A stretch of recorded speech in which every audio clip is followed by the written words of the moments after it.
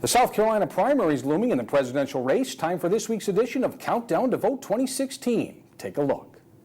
Welcome to Countdown to Vote 2016. I'm here with Zach Anderson, political editor with the Herald Tribune. And you were at that big Donald Trump rally last Friday. That was a big deal, huge crowds, and he had a lot to say.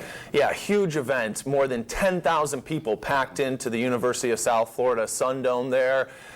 Pretty amazing to see him continue to draw these gigantic crowds. You know, it wasn't necessarily very surprising what he said. A lot of it was, you know, about the wall in Mexico, about trying to get jobs back from China, but people really ate it up. Yeah, and we know he attacked Bush a little bit that night, and that continued in South Carolina. They went back and forth. Yeah, that night at the rally, he called Bush gutless, said he was asleep at the wheel, really seems to be trying to drive it home on Bush. And I think part of it is because Bush, his super PAC has really been hitting Trump hard, calling him a liberal and these other things. And then at the debate, you saw an exchange over Iraq and the Bush's brother's legacy in Iraq. So it's been a really snippy between the two of them. And it's crunch time, where South Carolina is this Saturday. What does Jeb Bush have to do, and even Marco Rubio, to really remain viable going forward? Sure. So Trump continues to lead in South Carolina, and Bush and Rubio are still just trying to compete for this sort of center-right establishment Republican lane.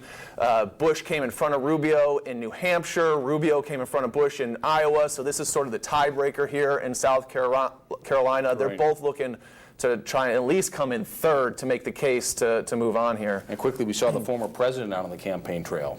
Yeah, last night the president came out, W, and really was stumping hard for his brother in South Carolina. He's very popular still in South Carolina and won there during his campaigns. So Jeb's hoping for a lift from his brother. Very interesting. All right, Zach Anderson, thanks for joining us. Thanks for having me.